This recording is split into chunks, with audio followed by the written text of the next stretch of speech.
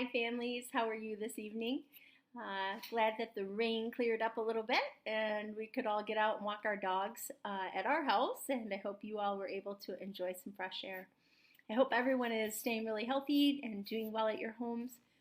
I will be sending out a sign up sheet tomorrow for more connection time via FaceTime and Zoom with kiddos this week. So I'm really looking forward to that. All right, I'm going to start with Chapter 10 of Escape from Mr. Lemoncello's Library. As I'm reading, pay really close attention because even the smallest details can sometimes be things that will help you solve or will be a clue to helping you solve part of the riddle. And of course, all the riddles kind of fit together to solve the big final riddle at the end. Anyway, I hope you enjoy, and here goes.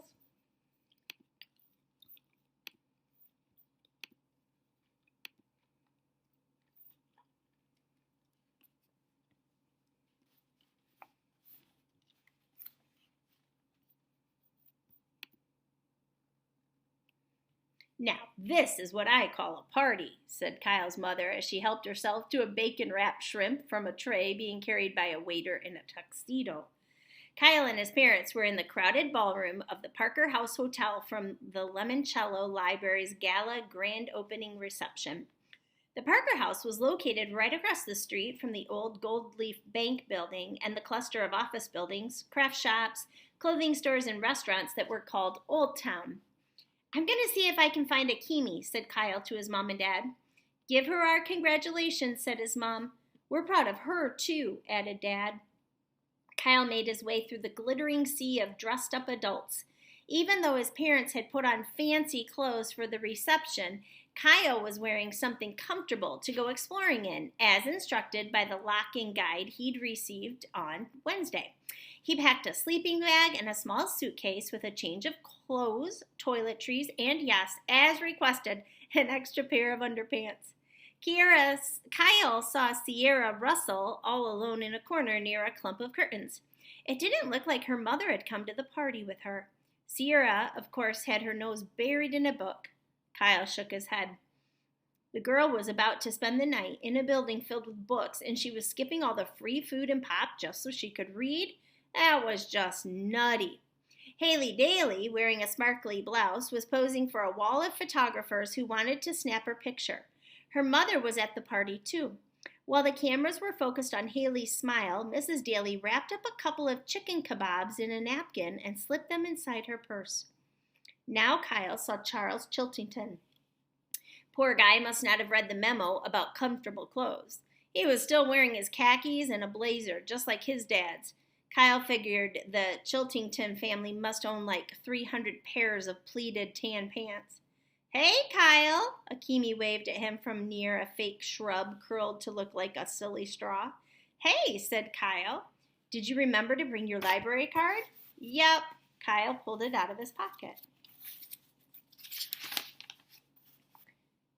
Huh? Said Akimi. I got a different book on the back of mine. 1 fish, 2 fish, red fish, blue fish. By Dr. Seuss, and 9 stories by J.D. Salinger.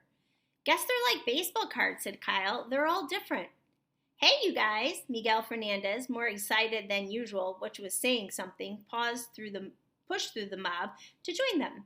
Did you try these puffy, cheesy things? Nah, said Kyle. I'm sticking to food I recognize. The puffy, cheesy things are called fromage tartelettes, said Andrew Peckelman. Oh, I should read that differently, shouldn't I? The puffy things are called fromage tartelettes, said Andrew Peckelman, coming over to join the group. Huh? Said Kyle. Good to know. A waiter passed by with a tray loaded down with small boxes of Mr. Lemoncello's anagram cracker cookies. Oh, I love these, said Kyle, taking a box off the platter and opening it. The cookies are in the shapes of letters. You have to see how many words you can spell. Cool, said Miguel, snagging a fistful of cookies out of Kyle's box. Tastes good, too. Yep, said Kyle, but the more you eat, the harder the game gets. Why? Asked Peckelman. Less letters, said Akimi, snatching 2 B's and a Q and wolfing them down. Barbecue flavored. Kyle spread out the remaining cookies in his palm. UNFEHAV. He grinned as he deciphered an easy anagram. Have fun. Sweet. See that there, guys? Ladies and gentlemen, boys and girls, Dr. Zinchenko, dressed in a bright red suit, strode to the center of the ballroom. May I have your attention, please? Mr. Lemoncello will be arriving shortly to say a few brief words. After that, I will escort the 12 essay contest winners across the street to the library.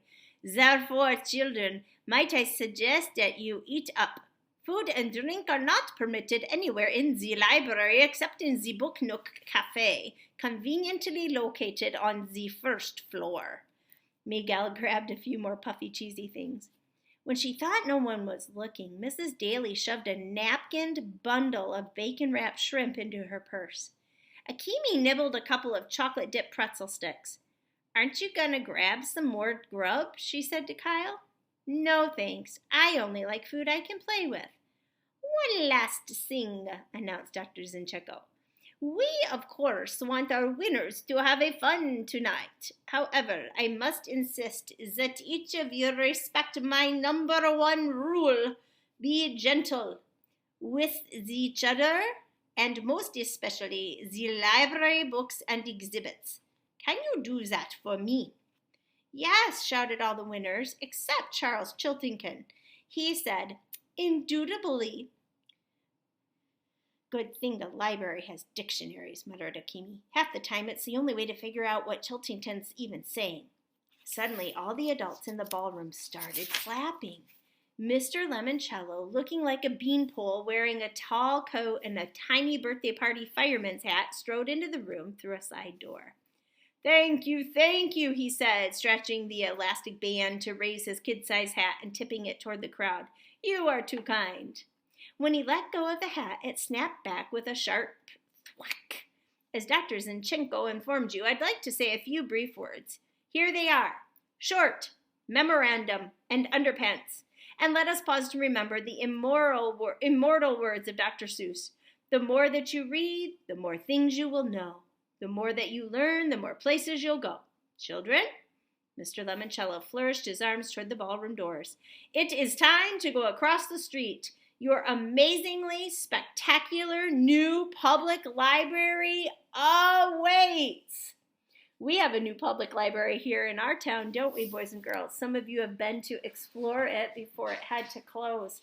I don't think it's quite as exciting as Dr. Zinchenko's library. However, Mr. Lemoncello's library, not Dr. Zinchenko's library.